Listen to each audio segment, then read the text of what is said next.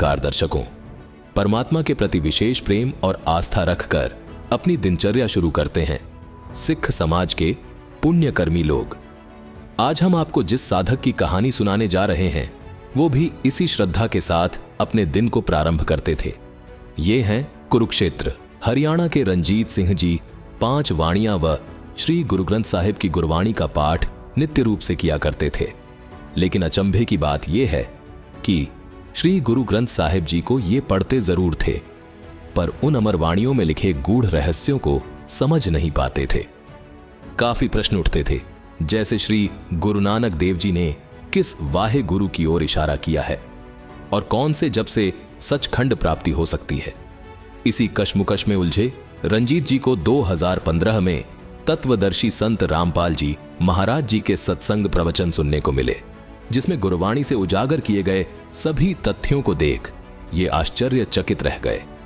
संत जी से नाम दीक्षा लेने के बाद रंजीत जी को वो गुरु मिल गया जिसके विषय में गुरु नानक जी ने कहा है, नानक कहे एक गल, नाम बिना सब चखना चाख। इन्हें वो भगवान मिल गया जिसके विषय में अंकित है आलम बड़ा कबीर। और सबसे बड़ा लाभ यह है कि रंजीत जी को उस दुखहर्ता भगवान की कृपा से बहुत सुख मिले हैं। अब आप स्वयं सुनिए रंजीत जी की मुंह जुबानी इनके जीवन की ये प्रेरणादायक कहानी।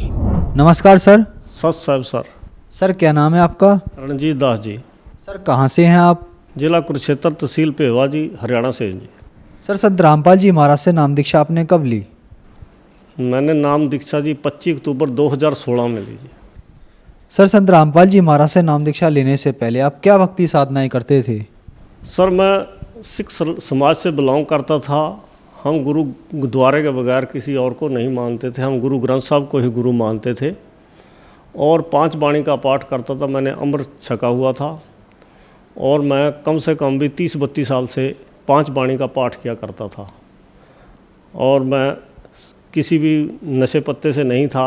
सब इन बुराइयों से मैं अलग था और ये भक्ति मैं काफ़ी देर से मतलब इनकी कर रहा था। मेरे मन में ये वाणी पढ़ते हुए और ये भक्ति करते हुए मेरे अंदर काफ़ी सवाल थे जो मैं गुरबाणी में से मुझे मिलते थे, जो मेरे अमृत छकने के बाद मैच नहीं कर रहे थे। गुरु नानक देव जी की जो वाणी थी वो कुछ और कह रही थी और जो हम जो अपनाए हुए थे उससे मेल नहीं खा रहा था।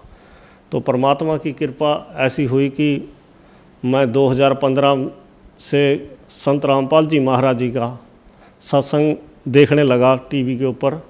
ऐसे मैं गुरबाणी सुना करता था। एक दिन परमात्मा संत रामपाल जी महाराज जी का सत्संग देखा और एक दिन ऐसा ही हुआ जी कि मैं गुरु जी गुरबाणी में से ही कुछ अंश कुछ शब्द बताने लगे।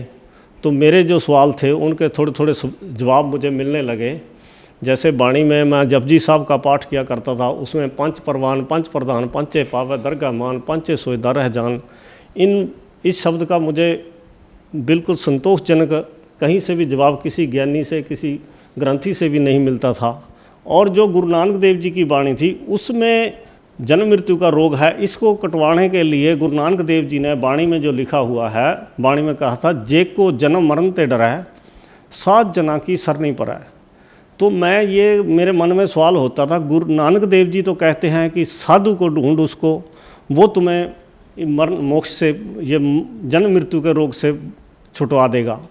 उस टाइम परमात्मा की कृपा हुई, बंदी छोड़ सतगुरु रामपाल जी महाराज 2015 में मुझे सत्संग देखने को मिला। मैं लगातार इन प्रोग्रामों को देखता रहा जिसमें संत रामपाल जी महाराज एक दिन भाई बाले वाली साखी खोल के दिखा रहे, जिसमें 547 सफ़े के ऊपर समुद्र की साखी आती है। उसमें बाला और मर्दाना गुरुजी से निवेदन कर रहे थे कि हमें वो श्रीलंका में जो जहाँ रामचंद्र जी ने चढ़ाई करी थी वो लंका दिखाओ जी। जो समुद्र था जहाँ पुल बनाया गया था वो नहीं देखा हमने, वो दिखाओ जी। उस साखी के अंदर गुरु नानक देव जी बाला और मर्दाना के सामने जो वो नाम सतनाम के 2 अक्षर का नाम था, वहाँ गुरुजी ने हमें दिखाया उस समुद्र की साखी में। तब मेरे को बहुत अचंभित होया मैं कि ये दो जो अक्षर हैं इनको सतनाम कहा जाता है। ये मेरा पहला सवाल तो यहाँ से पूरा हुआ जी। सतनाम देखने के बाद मैं गदगद हो गया कि यही सतनाम है जो वाणी में। गुरु रामपाल जी तो कुल 60-70 साल के होंगे। ये वाणी तो जब की लिखी हुई है, जब 5वें पातशाह ने लिखी थी। ये वो तो लिख नहीं गए इसमें नाम ये। तो मैं इस बात से संतुष्ट हो गया। फिर दूसरा मंत्र जो था, जो प्रथम मंत्र मिलता है हमें, पंज शब्द तित घर सभागे। घर सभागे वाणी में मैं पढ़ता था, पंज शब्द तित घर सभागे शब्द बाजे कला जित कर धारिया। पंज दूत तुद वश कीते काल कंठ को मारिया। ये 5 शब्द कौन से हैं जो काल को भी कर देंगे, जो 5 दूतों से काम क्रोध लोभ मोह अहंकार से छुटा देंगे। तो वो शब्द भी मुझे एक दिन ऐसे दया हुई मालिक की। 35 अखरी में गुरु जी अपने सत्संग में दिखा रहे थे। 35 अखरी में वो 5 मंत्र वो भी दिखाए। फिर मेरा सवाल था कमलों वाला, वो भी कमल गुरु जी ने जो पिंडे सो ब्रह्मंडे जी हमने पहले पढ़ रखा था गुरु नानक देव जी की वाणी में। फिर हमारे शरीर के अंदर ये कमल भी दिखा दिए गुरु रामपाल जी महाराज ने। और जब वो मुझे कमल देख लिए, मेरी काफ़ी दृढ़ता बनेगी। फिर पूर्ण परमात्मा कौन है, जिसको हम अकाल पुरख काल पुरख करते थे, हम संत ही सम्माना करते थे। जब गुरुवाणी के अंदर, गुरु ग्रंथ साहब के अंदर कबीर साहब के बारे में गुरु नानक देव जी की जो वाणी थी वो दिखाई गई। 721 पृष्ठ पे लिखा था, यक गुप्तम पेश तो दरकून करतार हक्का कबीर करीम तू बे परवरदिगार। जब इसका अर्थ करके गुरु नानक देव जी की वाणी का संत रामपाल जी महाराज ने बताया तो मैं ये भी हमें विश्वास होने लगा। और 24 पृष्ठ के ऊपर जो गुरु नानक देव जी की पहली उदासी कांसी की ही है, हमारे ये इतिहास में है। तो मैंने वो जो वाणी वहाँ बोली गई थी, फाही सुरत मलुकी वेश ए ठगवाड़ा ठगी देश खरा स्याणा बहुता भार धानक रूप रहा करतार। एक तेरा नाम तारे संसार मेरी एहो आस एहो आधार नानक नीच कहे विचार धानक रूप रहा करतार। और ये 4 बार लिखा हुआ है। मैंने सब जो गुरु जी दिखाया करते थे, मैं मेरे घर के पीछे ही गुरुद्वारा, मैं सुबह जाके वहाँ गुरु ग्रंथ साहब जी को खोल के उनको देखता था। ऐसे मैंने सारा मिलान किया तो मेरी सारी जो सवाल थे, मेरे सब सवालों के जवाब मिलते चले गए। परमात्मा ने कृपा करी, इसलिए हम उस पर दृढ़ हुए। इन सारी चीज़ों के जब मुझे जवाब मिलने लगे तो उसके बाद मैं ये सारा ज्ञान समझने के बाद मैं यहाँ कुरुक्षेत्र आया। और कुरुक्षेत्र आकर नामदान सेंटर पे मेरी भक्तमती ने और मैंने दोनों ने गुरु संत रामपाल जी महाराज से यहाँ मैंने नाम ग्रहण किया। सर, आपने बताया कि आप अपना गुरु ग्रंथ साहिब जी को मानते थे, तो फिर आप संत रामपाल जी महाराज को आपने अपना गुरु क्यों माना, क्या कारण था? सर, मैं गुरु ग्रंथ साहब जी को गुरु मानता हूँ, जैसे आदेश हुआ था उसी हिसाब से। लेकिन हम आज तक क्या कर रहे थे कि हम उसका कहना नहीं मान रहे थे, जो उसमें लिखा था उसके मुताबिक नहीं हम चल रहे थे। हम अपनी मनमानाचार नहीं करते थे। हम तो सोचते थे गेड़ा काटा और वाणी पढ़ ली हमारा कल्याण हो जाएगा। लेकिन जो गुरु नानक देव जी को परमात्मा मिले, जो उन्होंने उसमें कहा था, मैंने वो करके देखा। उसके बाद मेरे सारे सवालों के जवाब मिले।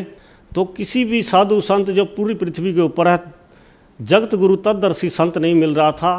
ना गुरु संत रामपाल जी महाराज के बगैर ये जगत गुरु तददर्शी संत नहीं लिखा जाता और किसी के सामने भी। और मैं दावे के साथ कह सकता हूँ कि संत रामपाल जी के बगैर पूरी पृथ्वी के ऊपर कोई तददर्शी संत नहीं है और ना ही कोई सतगुरु है। मैं आपको बताना चाहता हूँ, मेरा छोटा भाई है, उसके 2 लड़के, एक 24 साल का, 28 साल का। हम गुरु ग्रंथ साहब को मानते हैं, पाठ भी कराए, हमारे पास पैसे की भी कोई कमी नहीं थी, किसी तरह का कोई कमी नहीं है। दोनों बेटे हमारे 24 साल का, 28 साल का, ख़त्म हो गए। और मैं नहीं कहता कोई गुरुद्वारा ऐसा छोटा होगा जहां हमने पाठ नहीं कराया होगा और अरदासें नहीं करी होंगी, लेकिन हमारी सुनाई नहीं हुई कहीं भी। और ये चीज़ें मुझे झंझोड़ रही थी बहुत, क्योंकि हमें कोई लाभ ही नहीं, वाणी पढ़ने से भी, पाठ करने से भी कोई लाभ नहीं मिल रहा था। तो क्या सर संत रामपाल जी महाराज से नाम दीक्षा लेने के बाद आपको कुछ लाभ भी प्राप्त हुए? लाभ तो मुझे बहुत हुए हैं, लेकिन जिनमें से मैं कुछ आपको जो मोटे मोटे लाभ हुए हैं मैं आपको बता देता हूँ। लाभ तो गिनते सारी रात भी निकल जाए, सारा दिन भी निकल जाए, जो जीव का थूक सूख जाएगा, इतने लाभ देता है परमात्मा। मेरे ताऊ जी और मेरे पिताजी दोनों के कानों से नहीं सुनाई देता था। ये हमें पीढ़ी दर पीढ़ी लगा हुआ था ये रोग हमारे परिवार में।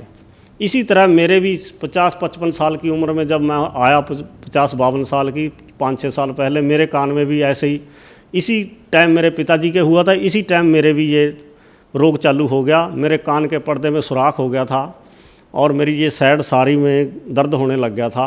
और मैं पटियाला राजेंद्रा अस्पताल का एक रिटायर्ड डॉक्टर परमार डॉक्टर है, उसके पास से साल भर दवाई लेता रहा। उसी टाइम 2015 की बात है कि उसी टाइम मैं साल भर हो गया था, तो उधर मैं ये रिसर्च भी कर रहा था, गुरुजी के प्रोग्राम भी देख रहा था। अचानक मुझे परमार डॉक्टर ने कहा तू एम्स में वहाँ ऋषिकेश ही दिखवा ले अपने कान को, वहाँ बड़ा डॉक्टर है। मैं वहाँ चला गया, उन्होंने मेरा 2 बार मैं वहाँ गया, उन्होंने 1 बार दवाई दी, दूसरी बार उन्होंने टेस्ट किया कि तेरी हड्डी गलने लग गई अंदर से, सरदार जी आपके तो कान का ऑपरेशन होगा। फिर मैंने उनको कहा चलो ऑपरेशन कर दो। तो उस टाइम मैं इतना दृढ़ हो गया था। वैसे मुझे ये सारा पता लगा कि सतगुरु गुरु रामपाल के बगैर धरती पे कोई सतगुरु नहीं है और कबीर परमात्मा के बगैर कोई परमात्मा नहीं है, और इस ज्ञान से आगे कोई ज्ञान भी नहीं है। इतना मैं दृढ़ हो चुका था। और उस टाइम मैंने नाम नहीं लिया हुआ था। और फिर मैं जिस टाइम उन्होंने मुझे वहाँ 7 मई 2015 को मेरा ऑपरेशन का टाइम दे दिया। जिस टाइम मैं उस टाइम दे दिया तो मैं अभी 3 महीने थे वहाँ, एक लड़की जलंधर की लगी हुई थी। मैं बोला बेटा 3 महीने में कैसे काटूंगा, मेरे तो कान रोज़ बहता है और खारिज होती है, सुनता भी नहीं है, दवाई भी नहीं आप दे रहे कह रहे। उन्होंने कहा अंकल जैसे भी होगा कि यदि किसी का पहले ऑपरेशन होगा तुम्हारा नंबर लगा दूंगा। लेकिन मेरा नंबर तो मैं घर चला गया और मैं सत्संग देखता था। मैं एक दिन ऐसे ही मन में प्रार्थना करी, संत रामपाल जी महाराज आप पूर्ण परमात्मा है, मेरे कान मत खोसियो, मैंने तो आपकी भक्ति करनी है, तेरा नाम सुनना है। मैं सच करके कह रहा हूँ, मैंने नाम भी नहीं लिया था। सुबह को जब मैं उठा तो मेरा कान बिल्कुल सूखा था और मेरे कोई खारिश नहीं हो रही थी, कुछ नहीं हो रहा था। मेरा नाम लेने से पहले परमात्मा ने मेरा कान ठीक किया, जो हमें जन्म जन्म से हमारे पीढ़ी दर पीढ़ी ये रोग चला आ रहा था। उसके बाद मेरी भक्तमती है, जब हमने नाम ले लिया, हम नाम तो ज्ञान के आधार पे आए, लेकिन उनको भी प्रॉब्लम थी, उनके शरीर में दर्द रहता था, एक छोटी मोटी प्रेत बाधा सी रहती थी, उसके कारण सारा शरीर बेकार कर दिया, घुटनों में दर्द, शरीर का वजन बहुत बढ़ गया था। और 25 अक्टूबर 2016 में संत रामपाल जी महाराज से जब नाम लिया, उसके 1.5-2 महीने बाद ही भक्तमती को भी आराम होना शुरू हो गया और उनका वजन घटना शुरू हो गया। आज हमें लगभग 3.25 साल हो गए हैं। और मैं एक बार यूपी वाले खेत से पिपली के पीछे आ रहा था, ये कुरुक्षेत्र से पीछे, अचानक मेरी कार, एक टेम्पू ने मेरे सामने टेम्पू रोक दिया, उसमें लग गई आके और टेम्पू नीचे खदानों में जा गिरा और वो चालक की टांग टूट गई। मैंने वहाँ थाने में फ़ोन हो गया, यहाँ मेरे मिलने वाले थे, उन्होंने फ़ोन कर दिया, वहाँ पुलिस वाले आ गए, मुझे उन्होंने संभाला, उसको भी उठा के ले गए, उसको यहाँ कुरुक्षेत्र हॉस्पिटल में ले आए, तो यहाँ से चंडीगढ़ रेफ़र कर दिया वो जो टेम्पू चालक था। फिर हम सुबह को वहाँ आए, थाने में गाड़ी खड़ी कर दी, गाड़ी मेरी टूट गई थी। और फिर मैं वहाँ जब गए थाने में, हमने उनसे समझौता करना चाहा, तो मैं जो इंस्पेक्टर उसके बयान लेने चंडीगढ़ गया था उसको फ़ोन किया कि इनसे बात कर लो, जो को यहीं पैसा लेके फ़ैसला कर लेंगे। तो उसने 50,000 रुपये मुझसे मांगे। फिर मेरे को पुलिस वाले ही बोले जब तेरा बीमा कागज सब कुछ पूरे हैं, तुम्हें क्या देने की ज़रूरत है, तुम केस कर दियो तो अपने आप कर लेगा फैसला, जब 1 तारीख पे आएगा। मैंने उनका कहना मान के ऐसे कर लिया। मैं जो केस बना था उस केस की तारीख भुगते मुझे 3 साल गुजर गए। हर महीने मुझे तारीख पे आना पड़ता था, मुदई आए ना आए मुझे ज़रूर आना पड़ता। मैं बड़ा परेशान चल रहा था, तारीख भुगत के मुझे यूपी से 200 किलोमीटर में आता था, 200 किलोमीटर जाता था। और फिर जब मैंने नाम लिया, 3 साल हो गए थे मुझे ये क्रिया करते हुए, ये केस भुगतते हुए। नाम अक्टूबर में लिया और 25 जनवरी 2017 में मैं बाइज्जत बरी हुआ। संत रामपाल जी महाराज की कृपा हुई और उसके बाद मैं उस केस में मुझे 1 पैसा भी नहीं देना पड़ा, बाइज्जत बरी हुआ। मैं अपने समाज के भाइयों को मैं बताना चाहता हूँ, यदि कोई परमात्मा पाना चाहता है इस धरती के ऊपर, जो मनुष्य देह में आया है, इस जीवन का ये 84 लाख जून के बाद ये जीवन प्राप्त हुआ है। भई प्राप्त मनुख देहरिया, गोबिंद मिलन की ये तेरी वरिया, अवर काज तेरे किते ना काम, मिल साध संगत भज केवल नाम। यदि हमने कृत करते करते मोक्ष पाना चाहते हैं, हमें किसी तीर्थों मंदिरों कहीं जाने की जरूरत नहीं है। सब किछ घर में बाहर नाही, बाहर ढोला सो भरम भुलावै, जिसने परमात्मा पाना है सब कुछ तेरे शरीर ये ऐसा, परमात्मा ने एक ऐसी मशीन बनाई है, इसी में परमात्मा की प्राप्ति है। देवते भी इस शरीर के लिए लोचते हैं, जिसके लिए गाया करते थे, तीर्थ भी लोच दे इस, ये जो साधु है इसके लिए, और ये जो शरीर है इसके लिए देवी देवता भी लोचते हैं। मैं अपने सब बहन भाइयों को कहना चाहता हूँ कि ये मनुष्य जन्म बार बार नहीं मिलता। अब मैं तो यही अपने बहन भाइयों को संदेश देना, जो गुरु ग्रंथ साहब को मैं गुरु मानता हूँ, और जो उस गुरु कह रहा है, जो उसकी वाणी कह रही है गुरु नानक देव जी की, उस वाणी के आधार पे चल के देख लो एक बार।